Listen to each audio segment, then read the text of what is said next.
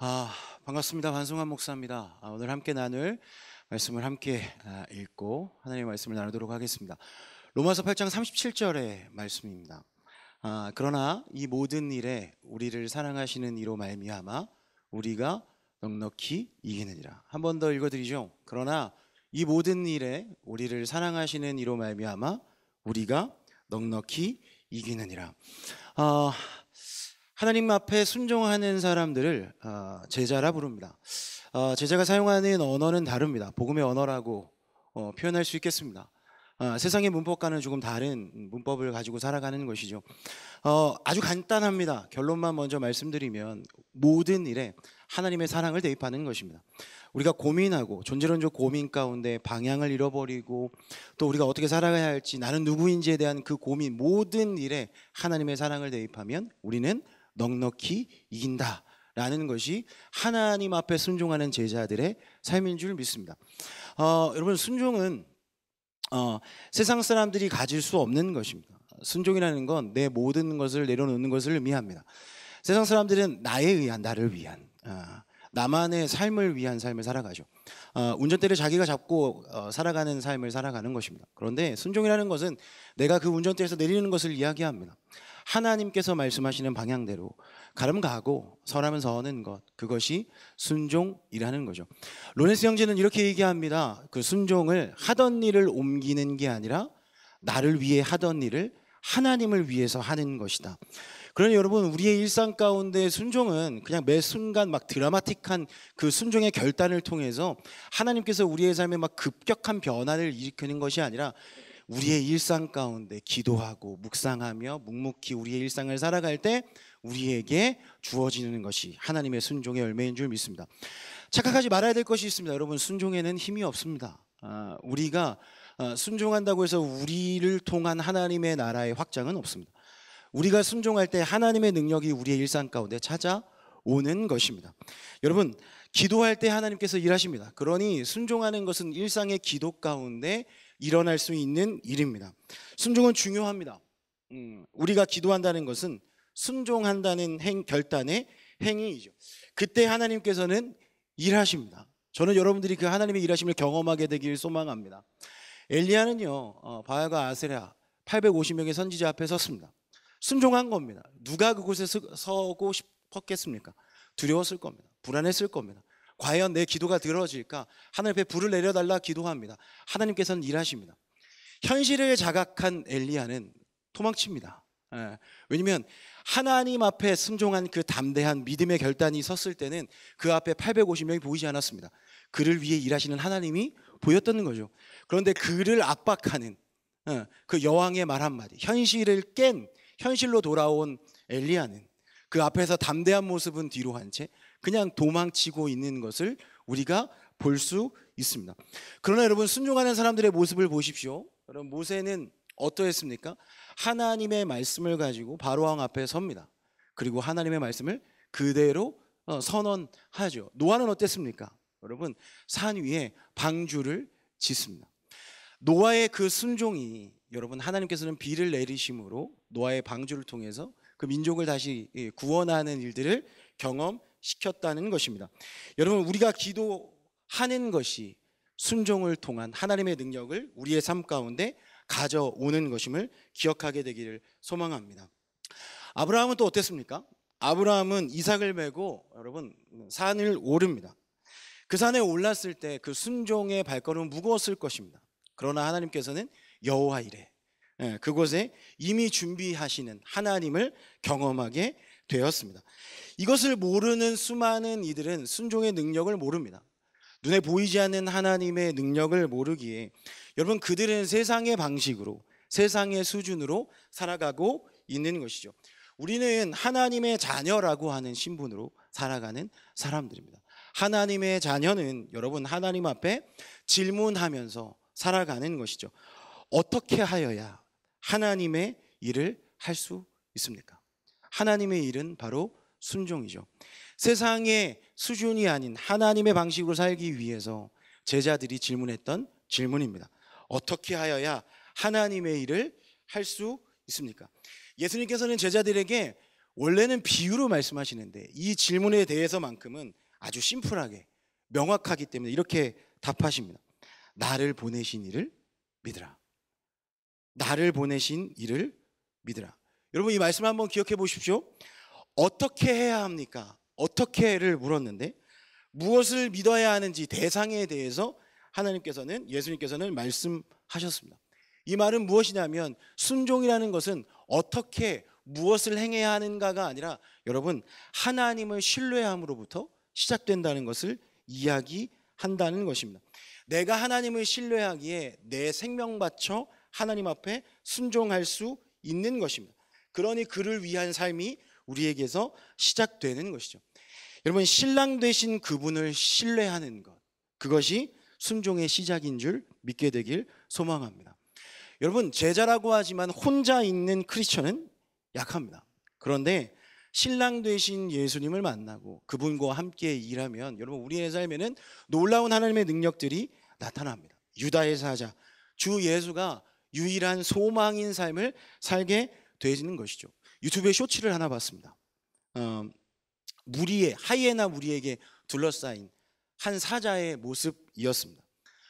여러분, 밀림의 왕 사자입니다. 근데 혼자 남겨져서 하이에나에게 둘러싸이니 그의 눈에, 그의 표정에 보지 못했던 표정들이 보였던 것입니다. 공포, 절망, 슬픔을 발견했습니다. 사자인데 말입니다. 그런데 시간이 지나고 나서 멀리서 한 줄기 빛이 비추는 것을 보았습니다. 멀리 친구 숫사자가 그를 구하러 온 것입니다. 여러분, 순식간에 온도가 바뀌는 것을 경험했습니다. 판도가 바뀝니다. 당황해하는 하이에나의 무리들을 보게 됐습니다. 포위하던 대열이 흐트러지고 무리가 분산되는 것을 보았습니다. 여러분, 위기에 빠진 이에게 찾아온 친구 된 사자, 우리의 친구 되신 예수님, 유다의 사자가 오니 보호, 안식, 승리가 그에게 찾아왔습니다. 여러분, 이것이 우리가 이 땅을 살아가는 문법이 되는 줄로 믿습니다. 로마서 8장 37절 말씀을 다시 한번 기억하십시오. 순종의 방정식을 기억하십시오.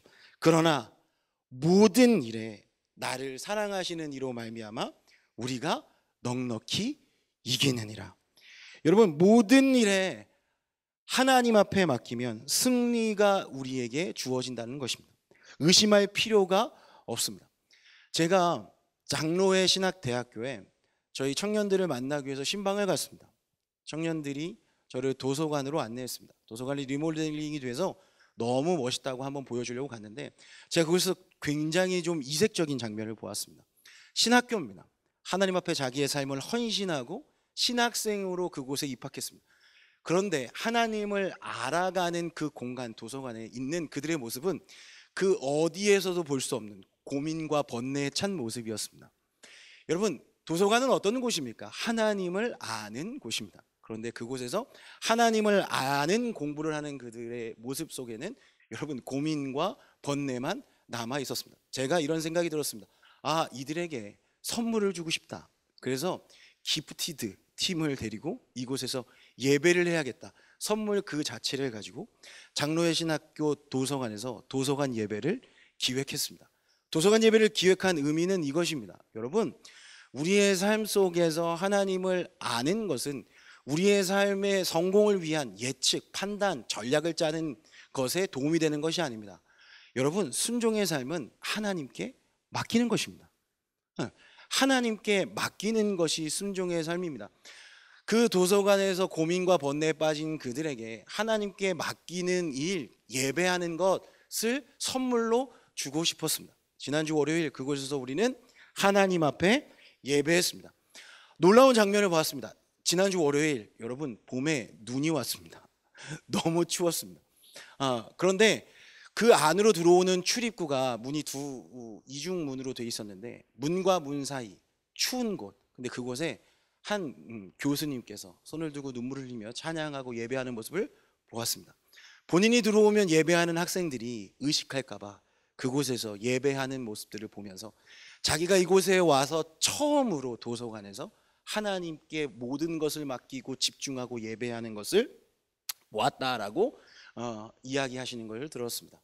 그들이 자신이 인생을 예측하고 판단하는 것을 내려놓고 하나님께 맡기는 순종을 보이니 여러분 그곳에 우리의 예배에는 낭만이 있었습니다. 예. 여러분 우리의 예배에는 하나님을 향한 사랑이 있었습니다. 인애가 있었습니다. 자비가 있었습니다. 긍휼이 있었습니다. 여러분 순종이 사람을 바꿉니다. 순종이 공동체를 바꿉니다. 순종이 나라와 민족을 살렸습니다. 예수님을 따르는 무리들이 항상 있었습니다. 두 무리가 있었죠. 무리와 제자, 팬과 제자였죠. 여러분 그 무리, 예수님을 아이돌처럼 따르던 그 팬들은 항상 예수님께 질문했습니다. 천국 소망이 어디 있습니까? 땅의 기업은 어떻게 하면 받을 수 있습니까? 내 인생에서 이 문제는 어떻게 해결할 수 있습니까? 내 질병은 어떻게 해결할 수 있습니까? 이 메타인지가 되지 않으면 움직이지 않는 이 팬층이 있었습니다. 그러나 제자들은 여러분 순종함으로 증명해냈던 사람들이었습니다. 사도행전 7장에 보면 스데반의 죽음 앞에 제자들은 다른 무리들과는 다른 행위를 하는 것을 보게 됩니다. 도망자의 신분임에도 그들은 가는 곳마다 복음을 전했습니다. 목숨을 건 순종이었죠.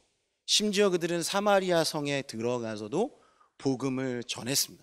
그들의 순종이 패배자, 실패자의 성이었던 사마리아 성에 큰 기쁨을 가져왔던 것을 보게 됩니다. 순종의 복음은 무엇을 변화시키는가? 모든 것을 변화시킵니다.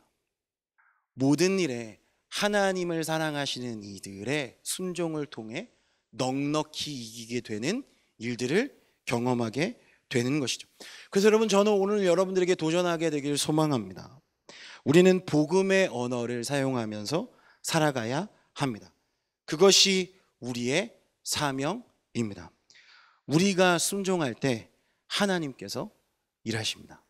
그런 우리의 삶이 되길 예수님의 이름으로 축원합니다.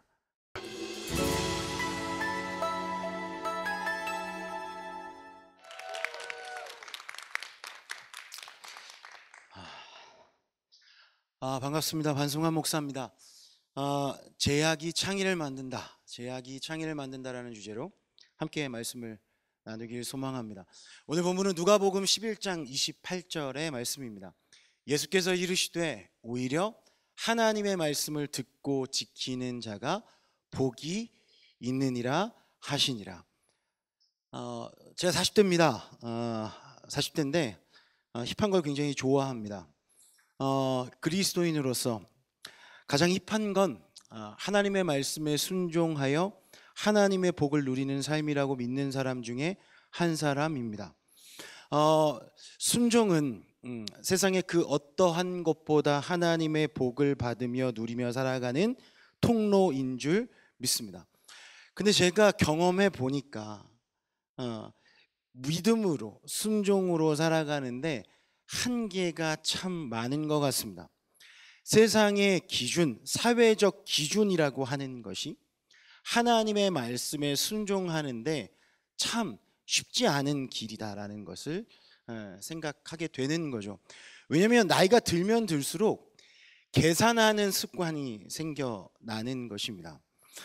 하나님의 말씀을 듣고 지키면 복을 받는다는 건 누구나 다 알고 있습니다. 그래서 제자들이 기도하고 내려오시는 예수님께 물었습니다. 하나님의 말씀을 듣고 지키려면 어떻게 해야 합니까? 요한이 제자들에게 기도하는 방법을 알려줬다라고 말하면서 저희들에게도 순종할 수 있는 방법, 하나님의 길을 알려주세요라고 예수님께 물었죠. 예수님께서 어떻게 답하셨을까요? 하늘에 계신 우리 아버지요. 주기도문을 말씀하셨습니다. 하나님의 나라가 임하면 오늘 우리에게 일용할 양식을 주신다. 간단하게 말하면 여러분 이것입니다. 나의 나라와 나의 의를 위한 삶을 내려놓으면, 계산하는 것을 내려놓으면 그의 나라와 그의 의가 내 삶에 드러날 것이고, 그러면 모든 것을 우리에게 주신다라는 말씀이죠. 그 말씀을 들은 제자들은 여러분 계속해서 순종하는 삶을 살았을까요? 아니요. 단번에 다시 한계에 봉착합니다. 언제 한계에 봉착했는가? 예수님을 따른 수많은 무리들이 모였습니다. 예수님이 그들을 긍휼히 여기심으로 그들에게 하나님의 나라를 가르쳤습니다. 시간이 지나고 그들이 배고파함을 보셨죠. 제자들에게 이야기하셨습니다. 그들을 가서 먹이라. 여러분, 그들은 분명히 들었습니다. 그곳에 하나님의 나라와 하나님의 의가 임했습니다. 오늘 우리에게 일용할 양식을 주실 것입니다. 왜냐하면 여러분, 그곳에 그 일들을 행하실 수 있는 예수님이 함께하고 계시기 때문입니다. 그런데 그들에게는 다시금 한계가 찾아왔습니다. 예수님께 나와 그들이 이렇게 대답합니다. 예수님, 내가 그들을 먹이려면 200데나리온이나 되는 돈이 필요할 것 같습니다. 주님, 나는 한계에 다다랐습니다. 내가 할 수 없습니다. 재밌는 건 오히려 하나님의 말씀을 들은 그들보다 그들에게 찾아온 어린아이의 손에 보리떡 5개와 물고기 2마리, 그것이 여러분 그 순종이 하나님의 그 복을 그들에게 가져오는 스토리를 쓰게 하였습니다. 어찌 보면 여러분, 우리는 어린아이보다 더 믿음이 없는 것 같습니다.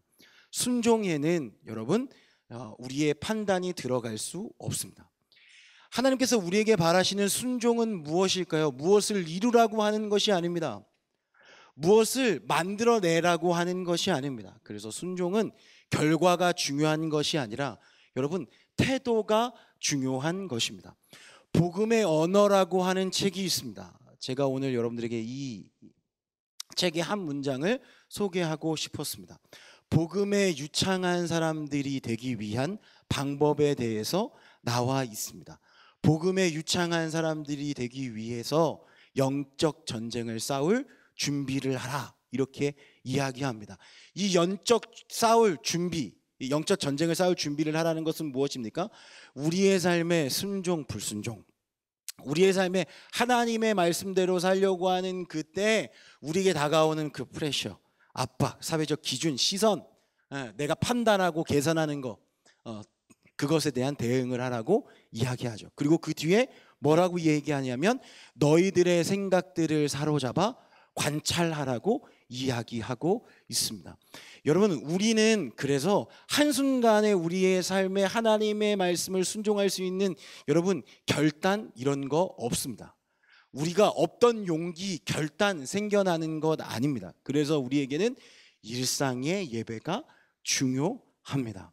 히브리서 3장 1절 말씀을 보십시오. 그러므로 함께 하늘의 부르심을 받은 거룩한 형제들아, 우리가 믿는 도리의 사도이시며 대제사장이신 예수를 깊이 생각하라라고 이야기하고 있습니다. 히브리서 3장에 나오는 이 편지를 받는 사람들은 누구이냐면 유대인들입니다. 유대인들은 놀라운 결단을 한 사람입니다. 여러분, 그들이 자신의 민족과 자신의 사회 보장, 자기가 받을 수 있는 모든 것들을 포기하고 예수를 믿기로 결단한 사람들입니다. 그런데 그들에게도 한계가 찾아왔습니다. 그들이 포함되어 있는, 그들이 함께 섬기고 있는 교회 안에 파들이 나눠지고 바울파냐 에볼로파냐, 여러분 하나님을 신뢰하고 자기의 민족성까지 버린 그들에게 어떤 한계가 찾아왔냐면 내가 누구 파인가, 누가 먼저인가, 누가 먼저 성공할 것인가에 대한 세상적 계산법이 들어오니 그들의 믿음이 흔들리는 것을 경험하게 되는 거죠. 그러니 바울이 썼는지 에볼로가 썼는지 모르겠지만 히브리서 3장 1절에 이렇게 이야기합니다. 하늘의 부르심을 받은 거룩한 형제들아, 우리가 믿는 도리의 사도이시며 대제사장이신 예수를 깊이 생각하라. 한계 가운데 있어도 괜찮습니다. 왜냐하면 여러분 그때 우리가 그 문제를 대제사장이신 예수님께 가져가기만 하면 괜찮다라는 것을 이야기하는 것입니다. 신약 성경의 대제사장이라고 딱 한 번 표현된 표현이 바로 이 히브리서 3장 1절에 나와 있습니다. 헬라어로 에르큐메니우스라고 하는 단어입니다. 다리 놓는 사람이라는 뜻입니다. 여러분, 우리의 삶 속에 해결할 수 없는 문제들, 그 협곡에 빠져 있는 우리에게 그 문제를 해결할 수 있는 방법은 예수를 깊이 생각하는 것, 다시 순종의 자리로 들어가는 거. 그 순종의 자리는 무엇입니까? 여러분, 그냥 일상을 살아가는 것입니다. 뭔가 드라마틱한 것이 없습니다. 여러분, 자세히 관찰하고 또 다시 우리에게 드는 의심을 제압하는 것입니다. 그리고 하나님의 말씀 앞에 순복하는 것입니다. 그것이 순종하는 사람들의 태도인 것입니다. 여러분, 축구 좋아하십니까? 저는 축구를 굉장히 좋아합니다. 여러분, 맨체스터 시티라고 하는 팀이 있습니다. 축구를 좋아하지 않더라도 그 팀은 한번 들어봤을 것입니다. 그 팀이 원래 강팀은 아니었습니다. 그런데 구단주가 바뀌고 감독이 바뀌니 팀이 강해졌습니다. 펩 과르디올라라고 하는 감독이 그 팀에 부임을 했죠. 그에게 어떤 한 사람이 질문했습니다. 당신이 보기에 요즘에 어떤 선수가 가장 유망주라고 생각합니까? 라는 이야기를 했습니다. 그가 필 포든이라고 하는 굉장히 어린 선수를 지목했습니다. 그러면서 그가 뛴 한 경기를 이야기하면서 그 이유를 이야기했습니다. 챔피언스 리그라고 하는 유럽 대항전에 도르트문트라고 하는 팀과 경기를 하는데 이 녀석이 3번을 실수했다는 것입니다. 전반전 때 3번을 실수했대요. 본인이 실수하기도 했고 너무 잘 찼는데 골키퍼가 잘 막기도 했고 3번을 실수했는데 결국 결승골을 누가 넣었는지 아느냐 이렇게 오히려 반문을 했습니다. 3번 실수했는데 후반전에 필 포든이 결승골을 넣었다고 이야기합니다. 실수했습니다. 그런데 과르디올라는 빼지 않았습니다. 왜냐하면 그 친구가 평상시에 축구를 대하는 태도를 자기가 알고 있었다는 것입니다. 그 친구를 신뢰하고 빼지 않고 계속해서 그 경기를 뛰게 했던 펩의 선택이 결국엔 그가 결승골을 넣게 하는 신뢰를 가져갔다라는 것이죠. 그의 말이 인상 깊었던 말이 있습니다. 그 필포드는 발이 아니라 멘탈이 되게 강점인 선수다라는 이야기를 했습니다. 어떤 거냐면 그의 인생 가운데 계속해서 한계가 다가오는데 포기하지 않더라는 것입니다. 계속해서 자기에게 찾아와서 질문한다는 것입니다. 실수하면 좌절하고 실패하고 넘어질 법한데 아니 그냥 잊어버린다는 거예요. 잊어버리고 다시 와서 묻고 방법을 다시금 찾고 다시금 일어서서 그 경기를 전쟁을 뛸 그 마음을 가진다라는 거죠. 여러분 그렇습니다. 순종의 길은 어쩌면 이런 것이라고 생각합니다. 여러분 우리가 하나님의 말씀을 듣고 지켜 행한다고 해서 우리의 삶에 계속해서 넉넉히 이기는 싸움을 싸울 수는 없는 것입니다.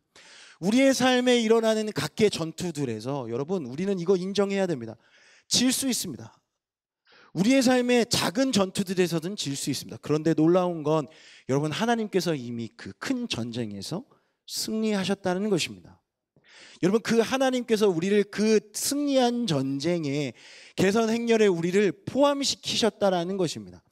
남은 아주 작은 내 인생의 전투에서는 우리가 질 수 있습니다. 그러니 여러분 정신 차리십시오. 여러분의 생각을 사로잡아서 자세히 관찰해 보십시오. 여러분 하나님께서 우리에게 말씀하고 계시는 것이 있습니다. 하나님과 함께 동행하는 삶을 다시 시작하라. 그리고 그 시작 속에 우리에게 주시는 하나님의 열매들을 분별하라. 여러분 제약이 창의를 만듭니다. 우리의 삶의 말씀대로 살아가는 삶 속에 너무나 많은 유혹이 있습니다. 그때마다 우리는 무엇해야 합니까? 기도하며 성령의 열매를 구해야 합니다. 성령의 열매 중에 가장 마지막 절제, 셀프 컨트롤. 내가 하나님 앞에 내가 가지고 있는 욕망들을 잠재우는 것, 순복하는 것, 그리고 그 속에 복음의 진리들로 싸우는 삶의 시작이 여러분 다시금 우리의 삶에 하나님의 복을 가져오는 놀라운 축복의 통로가 될 줄로 믿습니다. 여러분 우리의 삶 속에는 계속된 질문들이 있습니다. 존재론적 고민에 대한 질문입니다. 이곳에 여러분들이 나올 때도 그런 고민들을 가지고 왔다는 생각이 듭니다. 방향성, 정체성, 삶의 의미들. 여러분 그런데 사실 그 존재론적 고민들은 예전에도 있었고 우리에게도 있으며 앞으로도 있을 문제들입니다. 예수님께서는 우리에게, 하나님께서는 우리에게 그 답을 말씀을 통해서 보여주셨습니다. 마가복음 1장 1절, 하나님의 아들 예수 그리스도 복음의 시작이라. 예수, 그분의 소식이 우리의 일상 가운데 들어올 때, 여러분, 우린 복음의 순종함으로 그 모든 인생의 질문에 대한 답을 찾게 될 줄로 믿습니다. 복음은 위대합니다. 우리의 삶의 정체성, 의미, 방향성, 우리가 가지고 있는 모든 질문들의 답을 주는 것이 바로 복음인 줄 믿습니다. 세상은 굉장히 우리에게 단순한 문법을 제시합니다. 다니엘서 1장 4절 말씀, 흠이 없고 용모가 아름답고 모든 지혜를 통달하고 학문에 익숙한 자들. 여러분, 우리가 하나님의 말씀에 순종한다고 해서 흠이 없고 아름다우며 학문에 익숙한 어떤 육학형 인간이 되는 것은 너무나 어려운 일입니다. 그러나 제가 여러분들에게 말씀드릴 수 있는 것은 이것입니다. 말씀으로, 하나님의 말씀대로 살아가기로 순종하면 하나님께서는 우리의 삶에 이것보다 더 충만한 샬롬의 은혜를 주실 줄로 믿습니다. 그 샬롬은 무엇입니까? 여러분, 우리가 진짜 그냥 너무 힘들고 어려워서 내 발로 사망의 음침한 골짜기로 걸어갈 때도 있습니다. 내가 너무 화가 나서 하나님이 없는 어둠의 공간으로 걸어갈 때가 있다라는 것이죠. 여러분, 그럼에도 불구하고 다시금 하나님 앞에 돌이키면 하나님께서는 우리가 그 어둠의 시간을 걸어간 그 시간조차도 합력하여서 하나님의 선으로 만드시는 줄로 믿습니다. 여러분, 우리의 삶에 제약의 시간이 있습니다. 저는 그 제약의 시간을 불순종의 밤이라고 이야기하고 싶습니다. 불순종의 밤은 여러분 너무 쓰라리고 아픕니다. 시골에 가면 여러분 가끔 불이 하나도 없는 곳에 다다르곤 합니다. 불안하죠. 어두우니까요. 여러분, 근데 막상 그곳에 가보면 가로등이 없는 게 아니고 가로등이 꺼져 있는 것을 발견하게 됩니다. 그래서 제가 너무 궁금해서 찾아봤어요. 왜 가로등이 있는데 켜지 않는가? 의도적으로 꺼놨다는 것을 발견하게 됐습니다. 왜냐하면 이게 가끔은 어두워야 곡식이 자라기 때문이라고 이야기하더라고요. 때론 여러분, 그 곡식의 성장을 위해서 불을 끄기도 해야 한다는 것입니다. 제가 그때 깨달았습니다. 때론 우리의 삶에 한계와 제약이 다가오는 이유는 하나님께서 우리를 통해 우리가 성장하길 원하신다는 것이다. 성장의 때라는 것을 우리에게 보여주시는 것이구나.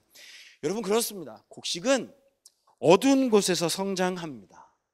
신앙도 그런 것 같습니다. 고난의 밤에는, 불순종의 밤에는 큰 깊이가 생겨납니다. 마태복음 4장 27절, 그가 밤낮 자고 깨고 하는 중에 씨가 나서 자라되 어떻게 그리 되는지를 알지 못하느니라. 여러분, 이 말씀을 한번 보세요. 그가 밤낮 자고 깨고 하는 중, 그냥 우리가 평범한 일상을 살아가는데 잘하고 있는 거예요. 우리에게 필요한 건 여러분, 우리의 행위의 결과가 아니라 그냥 밤낮 자고 깨고 평범한 일상 가운데 하나님과 동행하는 것입니다. 그러면 자연스럽게 자라나는 거죠. 어떻게 그리 되었는지는 모르겠는데 하나님과 동행하며 밤낮 자고 깨고 하다 보니 성장하고 있는 나를 발견하게 되는 것입니다. 여러분, 순종의 밤이면 매일 복된 날이면 좋겠지만, 그러나 하나님과 함께라면 불순종의 밤이어도 괜찮습니다. 내 말을 듣고 지키는 자에게는 복이 있느니라. 하나님과 함께하면 우리는 괜찮습니다. 밤은 우리를 깨끗해 해서 좋습니다. 성장하게 해서 좋습니다. 깊어지게 해서 좋습니다. 예수님과 함께하는 길이라면 무엇이든 좋은 것입니다. 그러나 여러분 딱 한 가지만 기억하십시오. 대신 여러분 머뭇거리지만 마십시오. 순종의 길을 걸어갈 때 잠깐 그 제약 가운데, 한계 가운데, 그 허들에 걸려 넘어져도 되는데, 하나님은 우리에게 순종의 말씀을 하실 때 여러분 주의해야 될 것은 머뭇거리지 말라는 것입니다. 머뭇거림은 모든 시험이 시작된다는 것을 간과하는 것이 될 수 있기 때문입니다. 따라오라는 명령에서 머뭇거립니다. 여러분 작은 머뭇거림은 큰 나비 효과를 가져오게 됩니다. 작은 불순종은 순종 자체를 깨고 순결을 잃어버리게 합니다. 하나님께서 우리에게 원하시는 믿음은 어린아이와 같은 순결한 믿음인 줄 믿습니다. 사명을 잃어버립니다. 불순종보다 더 무서운 것은 머뭇거림입니다. 시험이 깃듭니다. 부르시면 즉각 순종이 그 자체가 중요한 것을 기억하십시오. 여러분 드라마 대행사라고 하는 드라마의 한 대사들, 한 장면들을 이야기하고 오늘 말씀을 마무리하려고 합니다. 이보영 배우라고 하는 배우가 그 광고 대행사에서 여러 가지 일을 하면서 나오는 그런 일들 중에 한 장면입니다. 한계에 다다른 이보영에게, 그러니까 어떻게 할 수 없는, 이제 조금 있으면 그냥 잘릴 수밖에 없는 그 상황에 광고 대행사 사장이 이보영을 불러서 자리에 앉히고 이런 질문을 합니다. 저도 여러분들에게 질문해보고 싶습니다. 길이 없으면 어떻게 해야 될까요? 여러분 우리 순종했는데, 말씀대로 살았는데 길이 없는 것처럼 느껴지는 그 밤이 우리에게 찾아오면 어떻게 해야 될까요? 이보영이 당당하게 얘기했습니다. 길을 만들면 되죠. 길을 만들면 되죠. 근데 사장이 정색하면서 이렇게 얘기합니다. 일을 해보지 않은 사람이나 하는 말입니다. 길 같은 거 필요 없습니다. 길을 찾지 마십시오. 그냥 하던 일을 계속하십시오. 그러다가 성공하면 그것을 사람들이 길이라 할 것입니다. 여러분, 저는 여러분들에게 이런 권면을 하고 싶습니다. 말씀대로 순종하는 길을 걷다가 어둠의 불순종의 밤을 만나면 여러분 길을 찾으려고 노력하지 마십시오. 그저 매일 우리가 일상 가운데 하나님 앞에 기도하고 예배하던 하던 일을 계속 하십시오. 하나님과 동행하면 그 길이 될 줄로 믿습니다. 아멘. 길을 찾는 존재론적 고민 앞에 멈춰 머뭇거리고 계신 분이 계시다면 여러분 그냥 하던 일을 계속하십시오. 말씀 보고 기도하고 예배하고 일상을 살아내십시오. 우리의 상식과 생각을 뛰어넘는 하나님의 크리에이션, 하나님의 일하심을 경험하게 되실 것입니다. 순종은 제약 속에 창의를 만들어 낼 것입니다. 감사합니다.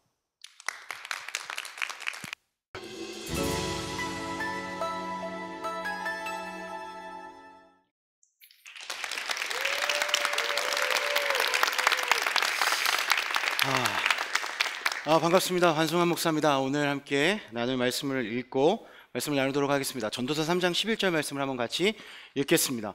하나님이 모든 것을 지으시되 때를 따라 아름답게 하셨고 또 사람들에게는 영원을 사모하는 마음을 주셨느니라. 그러나 하나님이 하시는 일의 시종을 측량할 수 없게 하셨도다. 저는 사역을 하면서 복음을 마주한 사람들을 많이 만나게 됩니다. 복음을 마주한 사람들은 삶의 모든 것이 변화되는 것을 보게 되죠. 그 복음에 마주한 사람들의 에너지는 감당할 수 없습니다. 왜 그들이 복음을 마주하고 나서 그들의 삶이 변했는가?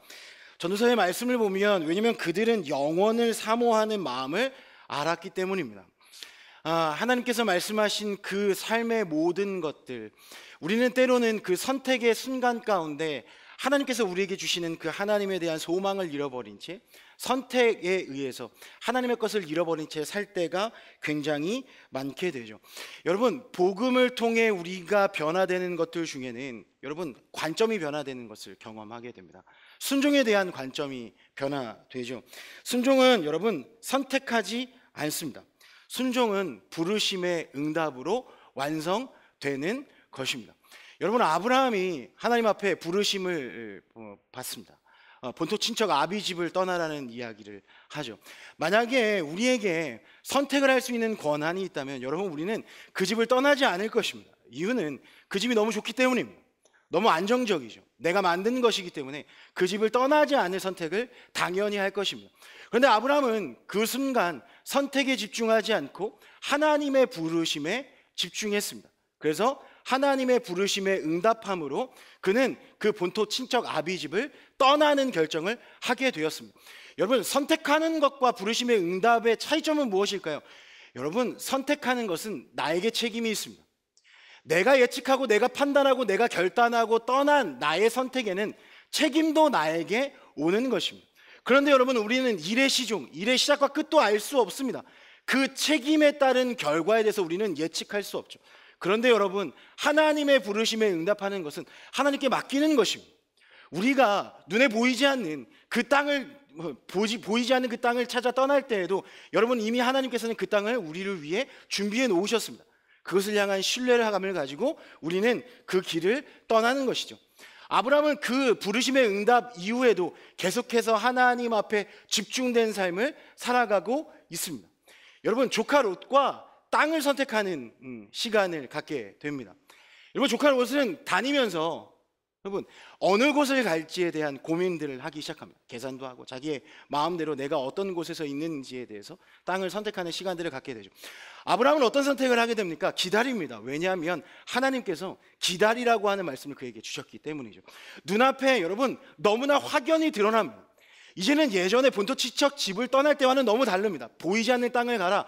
그게 더 어려울 것 같지만 사실은요, 여러분, 우리 눈앞에 있는 것을 결정하는 게 더 어렵습니다.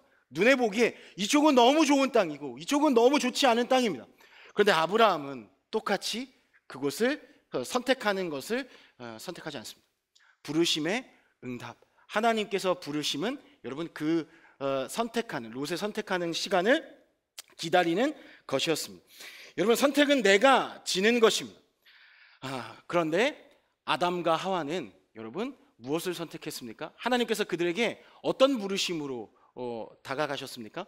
동산에서 그들은 다스리고 정복하는 부르심을 받았습니다. 그런데 아담과 하와는 다른 것을 선택했습니다. 무엇이요?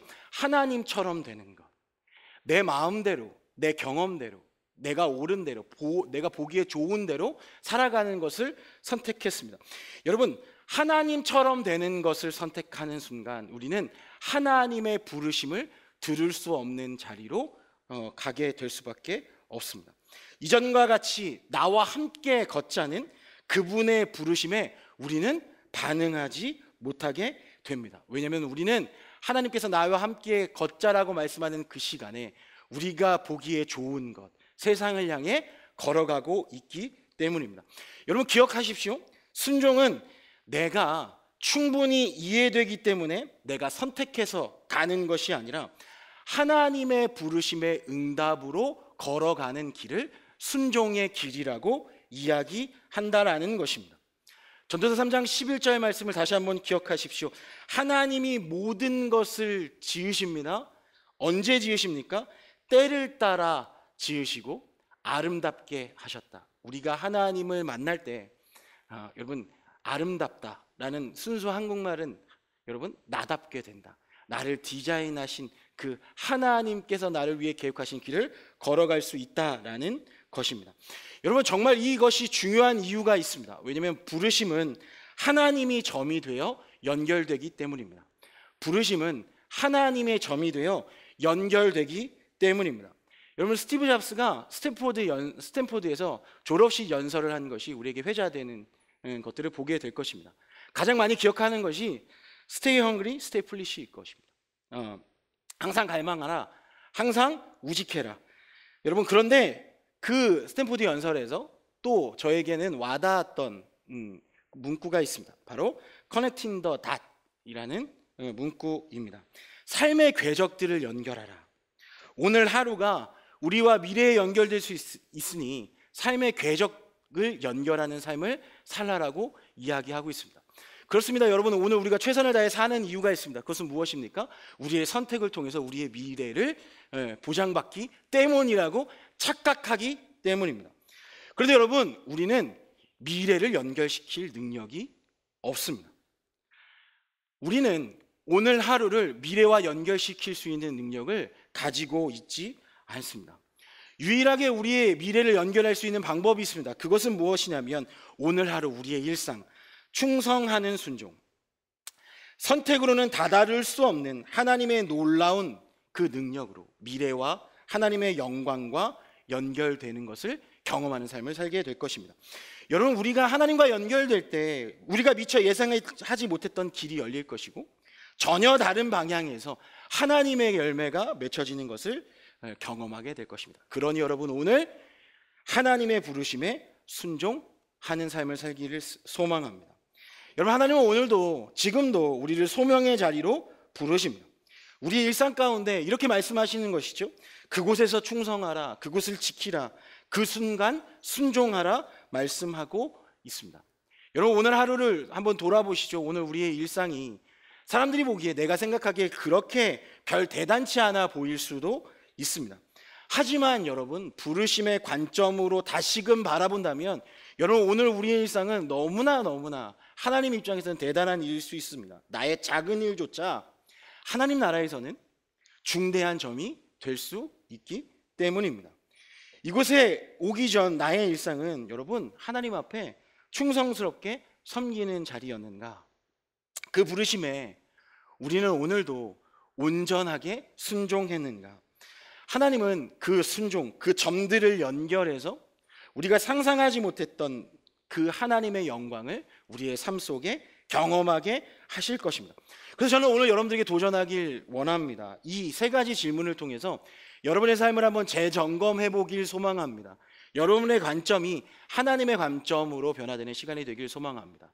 제가 여러분들에게 던지는 세 질문은 이것입니다. 지금 내게 주어진 하나님의 부르심은 무엇인가? 혹시 나의 선택만 고집하고 하나님의 부르심을 외면하고 있지는 않은가? 내 삶에 작아 보이는 기회나 사역의 장애도 기쁨으로 순종할 수 있겠는가? 여러분, 이 질문들을 통해 여러분의 순종의 삶을 재점검해 보시고 여러분의 삶 가운데 하나님께서 이끄시는 그 놀라운 축복들을 경험하게 되길 소망합니다. 두 번째로 나누길 원하는 것은 여러분, 인내하며 계속 달리는 순종을 살아내기를 축복합니다. 여러분, 히브리서 11장은요 우리가 믿음의 장이라고 알고 있습니다. 그런데 이어서 12장에는 여러분, 믿음을 이야기하고 인내에 대해서 이야기하고 있습니다.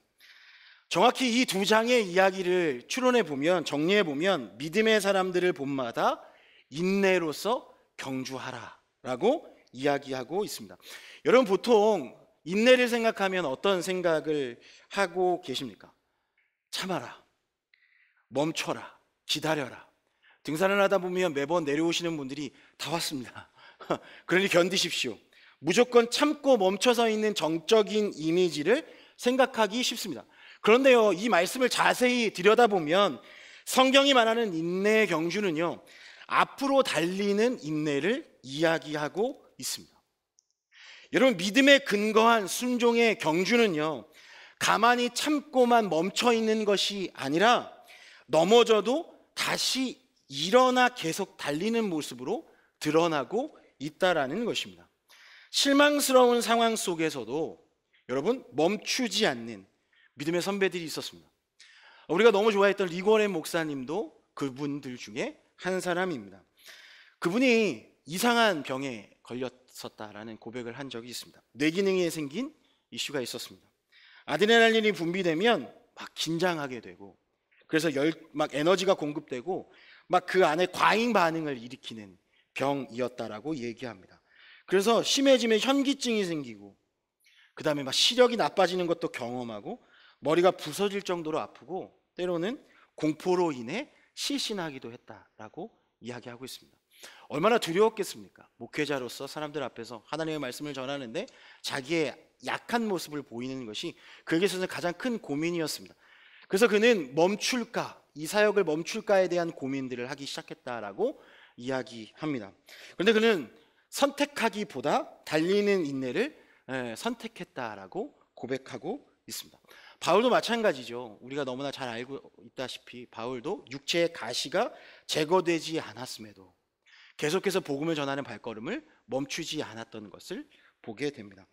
여러분, 하나님은 때론 우리의 약한 부분을 제거해 주시기보다 그 약함 속에서도 달리는 인내를 통해 역사하시길 원하시는 것을 경험할 때가 있습니다. 때로는 우리가 기도해도 구해도 고쳐지지 않는 문제들이 있을 수 있습니다. 여러분, 그 상황 속에서도 그냥 계속 하라, keep going, keep going, 그렇게 우리에게 말씀하시는 그 하나님의 부르심을 듣게 되는 여러분들이 되기를 소망합니다. 누가복음 5장에서도 베드로가 밤새 그물을 던졌습니다. 고기를 한 마리도 잡지 못했죠. 여러분, 그는 실망이 컸을 겁니다. 그때 예수님께서 그에게 다가오셔서 이 말씀을 합니다. 깊은 데로 가서 그물을 내려라. 깊은 데로 가서 그물을 내려라. 그 말씀에 그는 여러분 순종했습니다. 선택하지 않았습니다. 계산하지 않았습니다. 예수님, 내가 전문가입니다. 내가 이곳에서 고기를 잡은 지 수십 년이 지났습니다. 오늘은 그런 날이 아닙니다.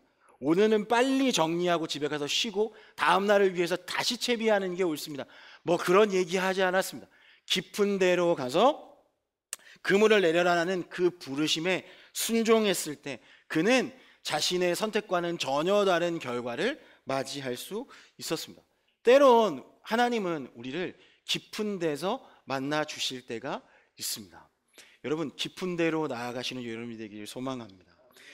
이 인내의 순종이 여러분 결국 역전과 승리를 가져오는 것을 경험하는데 우리는 그 깊은 데에서 경험했던 그 아픔과 그 인내의 값을 너무나 우리가 힘들어하는 것 같습니다.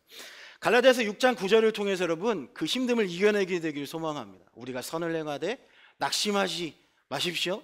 포기하지 마십시오. 하나님의 때가 이르면 하나님께서 우리의 그 약함을 통해서 거두신다 약속하셨습니다. 그리스도인의 순종은요, 눈앞에 보이는 성과가 없을 수 있습니다.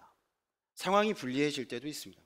그런데 멈추지 않는 인내를 통해서 하나님은 항상 열매를 거두셨습니다. 이때가 바로 달리는 인내가 필요한 순간이라는 것이죠. 여러분, 그 인내의 시점에 우리에게 필요한 것은 무엇인가? 바로 하나님의 관점입니다. 하나님의 관점이 우리에게 생길 때 우리는 순종할 수 있게 되는 거죠. 여러분, 그래서 하나님은 우리에게 복음을 직면할 때 그 관점의 변화를 통한 삶의 변화를 가져다 주십니다. 그래서 순종에서는 어쩌면 능력보다 더 중요한 것은 관점일 수 있습니다. 여러분, 어떤 것이 다를까요? 신앙에 대한 것입니다. 여러분, 신앙은 대단한 능력을 위해 걸어가는 길이 아니다라는 것입니다. 하나님 앞에서 세상을 바라보는 눈이 새로워지는 과정이 신앙의 삶인 줄 믿습니다. 무엇의 성취보다 나의 변화에서 여러분 우리는 열매를 발견하게 됩니다. 그래서 관점을 발견한 이들은 코람되어 하나님 앞에서 서는 삶을 살게 되는 것이죠. 여러분, 그러니 여러분 오늘 하나님 앞에 다시 서십시오. 세상을 바라보는 관점을 바꾸는 핵심 열쇠입니다. 여러분, 사람들에게 인정받으려 애쓰는 외식의 관점, 예수님께서 이 땅에 오셨을 때 가장 싫어했던 것이 바로 외식하는 것이었습니다. 여러분, 그러면 우리는 어떠한 마음으로 세상을 살아가야 할까?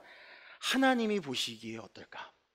여러분, 이 질문이 우리의 선택 앞에, 우리가 가려고 하는 그 방향 앞에 먼저 떠오르는 질문이 되길 소망합니다. 하나님이 보시기에 어떨까라는 시선으로 모든 것을 새롭게 보는 것이죠. 여러분, 그 중에 저는 오늘 여러분들 그 하나님이 보시기에 어떨까라는 시선으로 나를 다시 한번 바라보게 되기를 소망합니다. 하나님은 나를 고유한 존재로 만드셨습니다.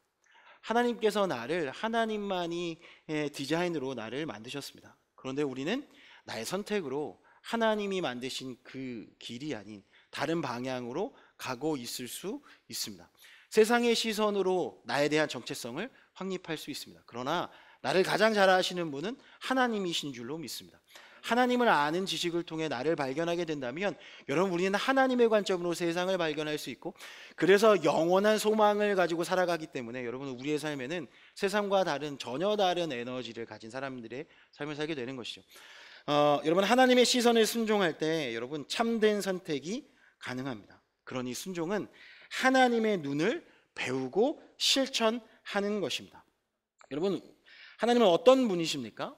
우리의 죄와 절망에서 건져내신 분이시고, 한치 앞도 모르는 안목을 넘어서 하나님의 큰 그림을 볼 수 있도록 돕는 분이시라는 것입니다. 그래서 여러분, 나의 일상에 왜 진전이 없는가? 나에게 왜 기쁨이 사라졌는가? 그것은 하나님의 관점을 놓치고 다시 내 욕심과 세상 눈에 갇혀 있기 때문은 아닌가 되돌아볼 수 있게 되기를 소망합니다. 그래서 다시 한번 오늘 복음을 마주하게 되길 소망합니다. 말씀 마무리하면서 저는 여러분들에게 이 또 세 가지 질문을 던지고 돌아가길 바랍니다. 하나님을 관점 설계자라 생각한다면 내 삶의 주된 관점은 무엇이었는가? 여전히 사람들의 평가나 내 욕심이 우선인가?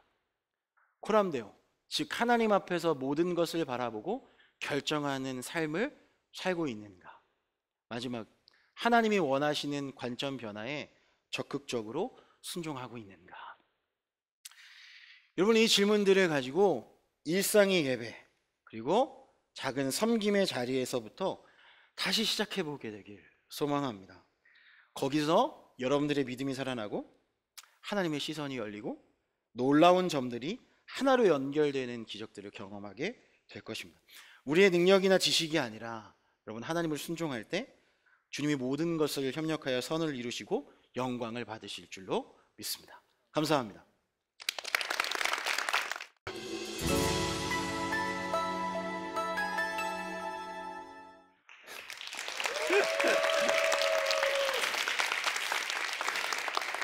네, 반갑습니다. 만승환 목사입니다. 우리 함께 빌립보서 2장 12절 13절 말씀을 읽고 말씀을 나누도록 하겠습니다. 함께 읽으시죠. 그러므로 나의 사랑하는 자들아, 더욱 지금 나 없을 때에도 항상 복종하여 두렵고 떨림으로 너의 구원을 이루라. 너희 안에서 행하시는 이는 하나님이시니 자기의 기쁘신 뜻을 위하여 너희에게 소원을 두고 행하게 하시나니. 이 순종하는 1%의 구별된 사람들이 되려면요, 99%의 하지 않는 일을 해야 되는 것 같습니다. 그것이 순종이죠. 이걸 세상은 위험 감수라고 이야기합니다. 제가 제일 잘하는 거기도 한데요. 여러분, 성경은 그 일을 순종이라고 이야기합니다. 해보니까 여러분, 순종을 한 번 하니까 방향이 바뀌더군요. 두 번째 하니까 도약을 하게 되더라고요.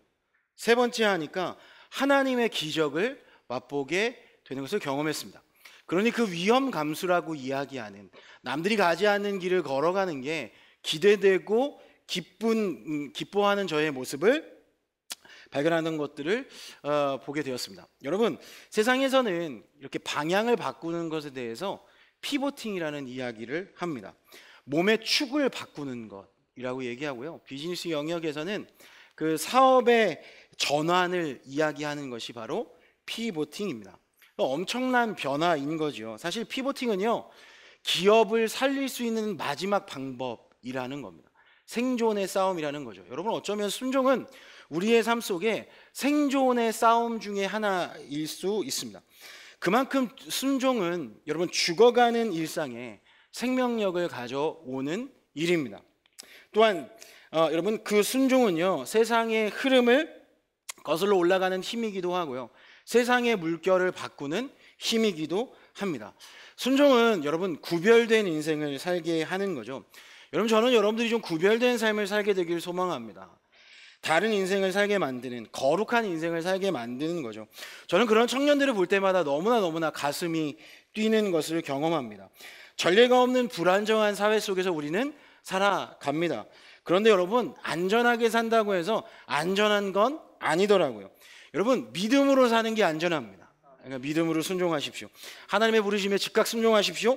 몸의 중심축을 순종으로 옮기십시오. 그래서 오늘 저는 여러분들과 순종에 대해서 이야기하길 소망합니다. 첫 번째입니다. 여러분, 순종은 없음에서 시작됩니다. 그러니까 제 질문은 항상 그렇습니다. 하나님, 우리의 사역은 힙하면 안 되나요? 우리는 클럽에서 예배하면 안 되나요? 우리는 저녁에 예배하면 안 돼요? 우리는 평일에 예배하면 안 되나요? 뭐 이런 질문들 말이죠. 여러분, 없음의 상황은 우리를 좌절의 자리로 가기 쉽습니다. 그런데 성경에서는 항상 그 없음의 자리에서 일하시는 하나님을 경험하게 되니까 더 짜증나는 거죠. 그러니까 없음이 우리에게 꼭 필요한 건 알겠는데, 여러분, 그것이 나에게는 없었으면 좋겠다. 여러분, 왜 저 혼자 이야기하는 것처럼 느껴지죠? 여러분들 공감하시지 않습니까? 여러분, 하나님의 큰 역사의 시작은 항상 우리의 그 낮아짐, 나의 할 수 없음의 자리에서 시작되는 것을 보게 됩니다. 사사기 13장에 보면 삼손의 아버지 마노아의 가정의 이야기를 우리가 보게 됩니다. 사사기 13장 2절 말씀은 소라 땅에 단 지파의 가족 중에 마노아라 이름하는 자가 있더라. 그의 아내가 임신하지 못함으로 출산하지 못하더니. 마노아는 가정을 이루었습니다. 가정을 이루면 당연히 정말 그 아들, 자녀, 딸을 가지길 원하죠. 그런데 그들의 상태를 성경은 불임의 상태라고 이야기했습니다. 그런데 여러분, 특별히 구약시대의 기준에서 불임은요, 미래를 이어날 희망이 끊긴 상태라고 표현할 정도로 굉장히 큰 좌절 가운데 그들은 자리하고 있었을 겁니다. 그런데 이 절망적 상황, 이 없음의 상황을 통해서 하나님은 삼손이라고 하는 그 전무후무한 힘을 가진 힘의 소유자를 탄생시키십니다. 여러분, 마노아의 가정을 한번 생각해 보십시오. 얼마나 상처였겠습니까? 그들의 일상이 지옥 같았을 것입니다. 사람들의 시선, 부모님, 시부모님들의 그 이야기들, 여러분 한번 상상해 보세요. 그들이 하나님을 찾아 얼마나 부르짖었겠습니까? 여러분, 그 부르짖음이 결국에는 예배 순종으로 이어지게 되고, 여러분, 사람의 시선에서는 끝이었지만 하나님의 시선에서는 시작이었음을 경험하게 됩니다. 저는 이들 상황을 보면서 마태복음 5장 3절의 말씀이 떠올랐습니다. 심령이 가난한 자, 이 부모의 마음이지 않았을까? 여러분, 마노아는 정말 심령이 가난한 자의 마음으로 기도했을 것입니다. 여러분, 심령이 가난한 자는 주님, 내가 아무것도 없습니다. 내가 할 수 있는 일이 없습니다. 내가 취할 수 있는 방법들은 다 취해봤는데 이제 방법이 없습니다. 그러니 하나님 일하여 주옵소서. 뭐 이런 마음인 거죠. 그런데 여러분, 심령이 가난한 자에게 하나님께서 어떤 복을 주십니까? 천국이 저희 것이며 지옥에서 천국을 경험하게 되는 거죠. 여러분, 그러니까 기도할 수 없는 순간이 있습니다.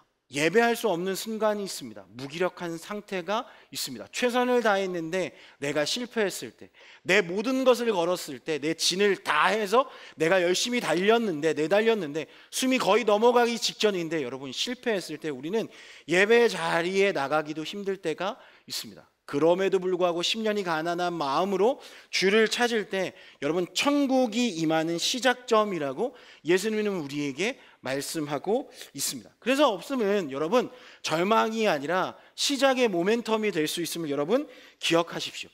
오병이어 사건을 기억해 보시죠. 여러분, 제자들은 예수님에게 계속 뭐라고 이야기합니까? 택도 없습니다. 여러분, 택도 없어요 라고 이야기하겠지만 예수님은 뭐라고 말씀하십니까? 어린이 손에 가져온 그것들을 보면서 충분하다.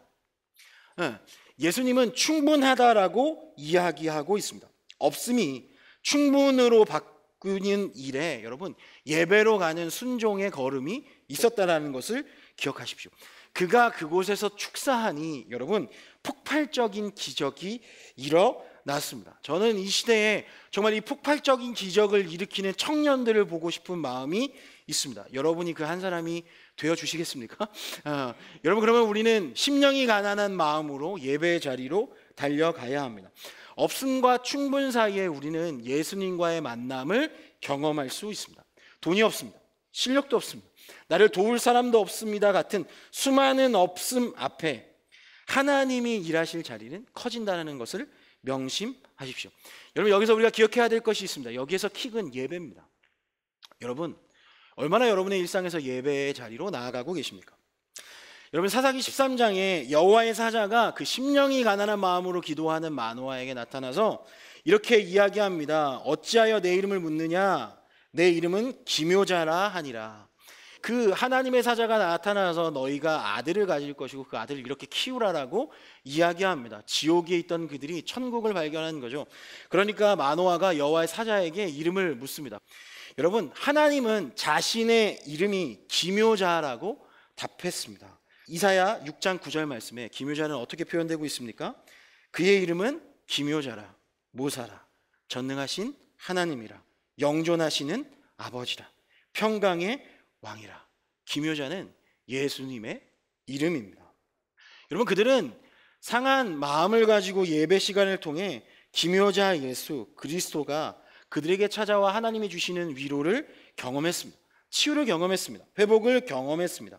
여러분, 그러니 순종의 예배의 자리로 나아가는 여러분이 되길 소망합니다. 그 예배를 통해 하나님은 우리를 훈련의 자리로 이끄실 것입니다. 여러분, 그 훈련의 자리는 여러분 너무 무겁습니다. 예수 그리스도가 지셨던 십자가의 무게만큼이나 무겁습니다. 그 무게를 지게 하기 위해서 하나님은 우리를 훈련의 자리로 이끄신다라는 것을 기억하십시오. 오늘 하루가 고난했다면 여러분 이렇게 생각하셔도 됩니다. 아, 나를 통해 이루실 영광의 크기가 크구나. 이렇게 생각하셔도 됩니다. 첫 번째는 여러분, 하나님께서는 그들에게 감사를 훈련시키셨습니다. 감사는 무엇입니까? 원망의 반대말입니다. 원망은 여러분 사망을 가져옵니다. 원망은 여러분 우리에게 좌절을 가져옵니다. 그래서 하나님은 우리를 예배를 통해 감사하는 훈련을 갖게 하십니다. 민수기 21장에 보면 여러분 가나안 2세대들이 어떻게 훈련받는가에 대한 이야기들이 나옵니다. 민수기 21장 4절에 백성이 호르산에서 출발하여 홍해길을 따라 에돔 땅을 우회하려 하였다가 길로 말미암아 백성들의 마음이 상하니라. 백성들의 마음이 상했습니다. 왜요? 길이 보이는데 하나님께서 우회하라고 하셨거든요. 우리는 우회하는 것을 굉장히 싫어하는 사람들입니다. 그런데 하나님은 우회하는 것이 훈련이라고 이야기합니다. 저는 하나님 믿었을 때 믿음은 무조건 직진하는 거라고 배웠습니다. 직진하지 않으면 지는 것이라고 배웠습니다. 여리고성이 있으면 그냥 7바퀴 돌아서 꽤 부수는 것이 믿음이라고 생각했습니다. 그런데 살다 보니 여러분 하나님께서는 우리에게 때로는 우회하라고 말씀하실 때가 있습니다. 재수할 때가 있습니다. 잠시 멈출 때도 있습니다. 우리가 당연히 이루어질 것이라 생각했던 계약의 성사가 안 될 때도 있습니다. 멈춰야 할 때입니다. 돌아가야 할 때입니다. 여러분, 우리는 그 상황을 순종으로 승화시킬 수 있어야 합니다. 예배는 우리를 그 우회하는 길에 마음이 상한 것을 여러분 승화시키는 작업입니다. 원망이 아니라 감사로 말입니다. 여러분, 그 감사의 훈련이 우리를 순종의 길로 나아가게 합니다. 여러분, 우리가 그 길을 걸어갈 때 우회할 때 순간 감정이 격해질 때가 있습니다. 왜냐하면 광야보다 더 빡센 환경일 때가 있기 때문입니다. 왜 우리를 이런 길로 몰아 넣으십니까? 여러분, 그래서 우리는 관점이 바뀌어야 합니다. 하나님의 관점은 그 길은 우회하는 길이 아닙니다. 가장 안전한 길입니다. 때론 우리가 너무너무 직진을 좋아해서 그곳이 사망의 음침한 골짜기인 줄 모르고 들어갈 때도 있습니다. 그럼에도 불구하고 우리가 두려워하지 않을 것은 이 감사 훈련을 통해 하나님이 우리와 함께 하신다는 것을 경험할 수 있게 되기 때문입니다. 여러분, 원망하면 안 됩니다. 민수기 21장에 그 우회하는 것에 대해서 마음이 상했던 이들에게 하나님은 불뱀을 보내셨습니다. 그러니까 원망은 하나님의 심판이라고 하는 방정식이 세워진다는 것이죠. 여러분, 불뱀을 보내 많은 이들이 죽었습니다. 원망 중에 우리는 많은 것을 잃습니다. 원망은 생명을 잃게 합니다. 그러니 다시금 눈을 들어 예수님께서 우리의 삶에 보내신 노뱀을 바라보십시오. 원망의 자리에서 하나님은 우리에게 노뱀, 예수 그리스도를 통해 다시금 순종의 자리로 우리를 이동시키기를 원하신다는 것입니다. 요한은 당시를 이렇게 표현합니다. 요한복음 3장 14절 15절에 모세가 광야에서 뱀을 든 것 같이 인자도 들려야 하리니 이는 그를 믿는 자마다 영생을 얻게 하려 하심이라. 우회도 괜찮습니다. 하나님과 함께하는 순종의 길이라면 그것은 우리에게 영생을 주는 길이기 때문입니다. 여러분, 다시금 이스라엘 백성들 정비해서 이스라엘 백성들이 부엘에 이릅니다. 그들이 부엘을 지나갈 때, 그 일들이 있고 부엘을 지나갈 때 하나님이 백성들을 부르십니다. 뭐라고 부르시냐면 내가 예전에 약속했던 부엘에서 우물이 솟아나리라. 여러분, 우리가 잊고 있었던 거죠. 세상이 바빠서 내가 계산해서 내 길을 걸어가느라고 하나님께서 나에게 생수의 강, 우물을 주시겠다고 하는 그 약속을 잃어버리고 걸어갔다는 것이죠. 하나님은 우리에게 우회하라고 말씀하신 이유는 우리에게 약속하신 그 땅, 우리에게 약속하신 그 길을 걸어가라고 말씀하셨다는 것입니다. 여러분, 그러니 그 우회하는 길을 하나님이 우리에게 약속을 지키기 위한 길이라고 생각하게 되길 예수님으로 축원합니다. 왜 하필 이 길이지? 라는 생각이 드신다면 여러분, 감사로 그 길을 걸어가시는 여러분이 되길 소망합니다. 두 번째는 여러분, 순종의 훈련을 하게 하십니다. 예배는 순종의 훈련을 하는 방식입니다. 여러분, 민수기 20장 21장에 여러분 이렇게 우회하라 하기 전에 예수님께서는 또 다른 명령을 하시는 것을 보게 됩니다. 민수기에서는 아주 간단하게 표현되어 있는데 신명기 2장에 보면 여러분 이렇게 이야기합니다. 에돔, 모압, 암몬의 자손들, 그들이 차지하고 있는 땅은 치지 마라, 정복하지 마라, 돌아가라 라고 이야기합니다. 왜냐하면 모두 형제 민족이기 때문이다라고 이야기합니다. 정확한 워딩으로는 신명기에 이렇게 나와 있습니다. 하나님은 그들과 싸우지 말고 괴롭히지 말고 그 땅을 차지하지도 말라고 명하십니까? 또 어디로 갑니까? 라는 질문이 생길 수밖에 없습니다. 여러분, 여기서 우리가 배워야 하는 훈련의 포인트입니다. 무엇에 순종을 이야기합니까? 멈추라 할 때 멈추라는 것입니다. 이게 더 어렵습니다. 왜냐하면 눈으로 볼 때 내가 할 수 있을 것 같습니다. 우리가 괴롭히면 괴롭힘 당할 정도의 약한 곳이었습니다. 이때가 더 어렵습니다. 왜요? 절제해야 되거든요. 성령의 열매 중에 절제는 가장 마지막에 나옵니다. 셀프 컨트롤, 가장 어렵습니다. 눈에 보이는 것, 내가 이미 해봤던 것들을 멈추는 것은 가장 어렵습니다. 그런데 오늘 하나님께서 멈추라고 이야기하십니다. 세상으로 걸어가고 있는 나를 멈추라고 얘기하십니다. 그게 가장 어렵습니다. 여러분, 땅을 기업으로 받는 방법을 여러분 알려드릴까요? 마태복음에 보면 그 팔복 중에 온유한 자는 복이 있나니 땅을 기업으로 받을 것이고 이렇게 나옵니다. 온유한 자는 어떤 뜻입니까? 여러분, 야생마가 있는데요, 막 제멋대로 막 뜁니다. 언제 그가 멈추죠? 주인을 만났을 때. 자기를 길들일 수 있는 주인을 만났을 때 멈출 수 있습니다. 온유한 자는 무엇입니까? 내가 선택하지 않고 하나님께서 멈추라고 하는 그 멈춤 사인에 멈출 수 있는 사람이 되었다는 겁니다. 존재가 바뀌었다는 거죠. 여러분, 이스라엘 백성들은 이제 멈출 줄 압니다. 왜냐하면 하나님을 경험했기 때문입니다. 그래서 우리에게 우리의 삶 속에 하나님 앞에 순종하며 하나님께서 주시는 복을 경험하는 것은 매우 중요합니다. 여러분, 하나님이 어떻게 하셨을까요? 이미 아모리 족속 시온이 차지한 땅을 예비해 두셨습니다. 그 땅을 차지하지 마라. 어디로 가야 합니까? 이미 아모리 족속 시온이 차지한 땅을 예비해 두셨습니다. 우리가 전혀 예측하지 못한 곳이었습니다. 순종 훈련은 여러분 우리의 지경을 넓히는 훈련입니다. 내가 보지 못한 것, 그런데 돌아보면 그때 나에게 가장 알맞은 옷을 입히신다라는 것입니다. 다윗도 마찬가지입니다. 성전을 짓고 싶었습니다. 누가 봐도 정확한 타임입니다. 하나님, 나에게 이것을 허락하는 게 정말 좋습니다. 우리는 때로는 하나님의 이름을 빌려 나의 성공, 나의 취할 것을 구할 때가 있습니다. 그런데 하나님께서 아니라고 하니 다윗은 그 일을 접습니다. 신앙생활하면서 이 길이 맞을 것 같은데 왜 하나님이 막으시지 싶을 때가 있습니다. 그럴 때 기억하십시오. 하나님은 더 좋은 계획을 가지고 계십니다. 하나님 나의 계획보다 크신 분이십니다. 하나님 나의 염려보다 크신 계획을 가지고 계십니다. 그래서 여러분, 순종 훈련은요, 내 고집을 꺾고 주님의 뜻에 맞추는 훈련임을 기억하십시오. 그리고 세 번째는 극복 훈련입니다. 여러분, 그 이전에, 훨씬 이전에 민수기 13장에 보면 정탐꾼을 보냅니다. 그들이 가야 할 곳에 정탐꾼을 보내자마자 여러분, 우리가 너무 잘 알고 있듯이 그곳에는 안악 자손이 있었습니다. 너무 큽니다. 뭐라고 표현합니까? 우리는 그들에 비하면 메뚜기와 같다라고 이야기합니다. 근데 보십시오. 이미 민수기 20장, 21장을 통해서 그들은 감사 훈련, 순종 훈련을 했습니다. 그리고 나서 신명기 3장에 하나님께서 그들에게 굳이 가지 않아도 되는 바산왕 옥을 치라는 명령을 합니다. 정탐꾼이었을 때는 가지 않겠습니다라고 얘기합니다. 그런데 굳이 가지 않아도 되는 명령에 여러분 담대하게 나아가서 그 바산왕 옥을 여러분 제압해 버립니다. 무엇이 세상을 향해 나갈 때 두려움을 담대함의 용기로 바꾸었을까요? 하나님은 순종을 통해 우리의 실패 트라우마를 극복하게 하십니다. 하나님은 우리를 세상 가운데 여러분 찌질하게 사는 것이 아니라 담대하게 다스리고 정복하기를 바라신다라는 것입니다.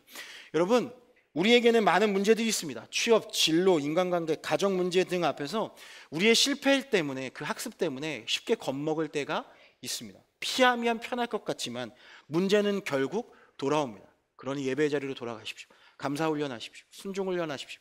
그리고 극복 훈련하십시오.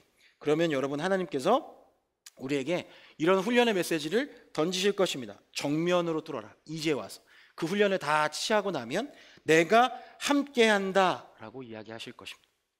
순종의 결단으로 맞설 수 있다면 여러분, 우리는 우리의 두려움이 분해되고 믿음의 급성장한 나의 모습을 발견하게 될 것입니다.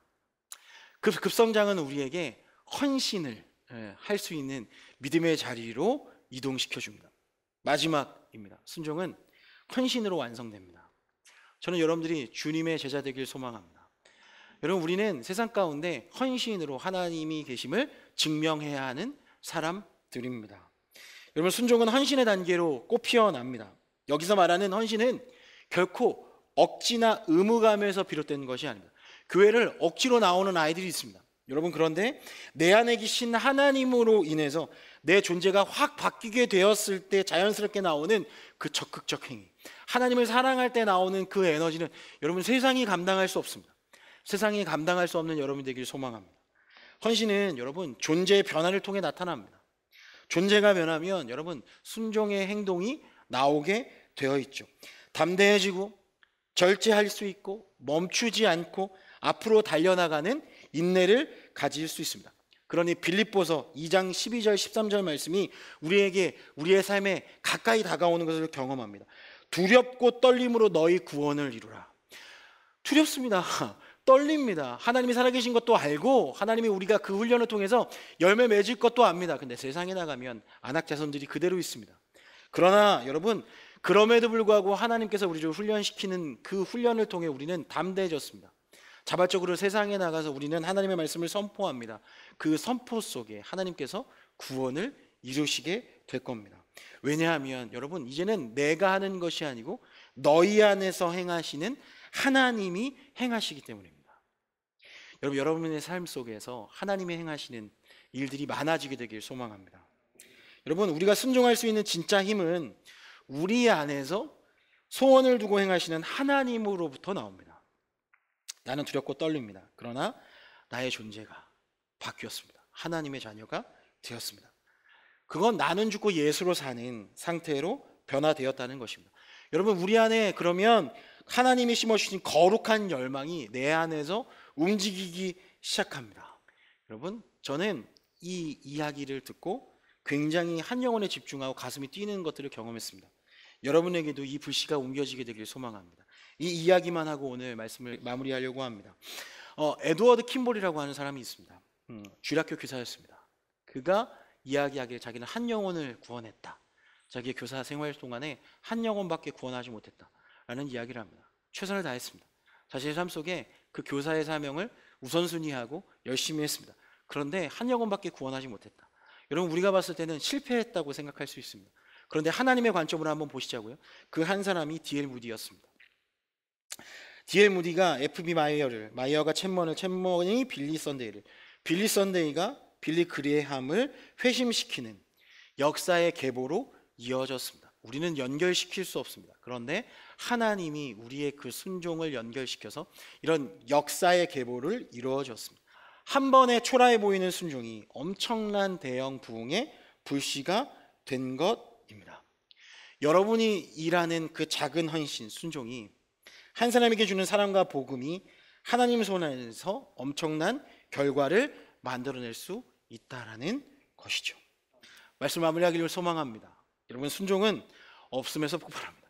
오늘 나의 삶을 되돌아볼 때 여러분 없음의 자리에 있다면 기대하십시오. 하나님의 일하심의 시작점이 될 것입니다. 여러분, 순종은 훈련을 동반합니다. 감사, 순종, 그리고 트라우마를 돌파하는 과정 속에서 우리는 점점 더 강해질 것입니다. 그래서 순종이 헌신으로 완성될 것입니다. 내가 바뀌고 나의 삶의 주인이 바뀌었을 때 거기서 터져나오는 헌신이야말로 세상을 감동시키고 변혁시키는 힘이 될 줄 믿습니다. 그런 삶을 사는 여러분이 되길 예수님의 이름으로 축원합니다. 감사합니다. 이 프로그램은 여러분의 미디어 선교 후원으로 제작되었습니다. 선교는 사명, 후원은 동역. 당신도 복음을 전할 수 있습니다. 선교 후원 02-6333-1003번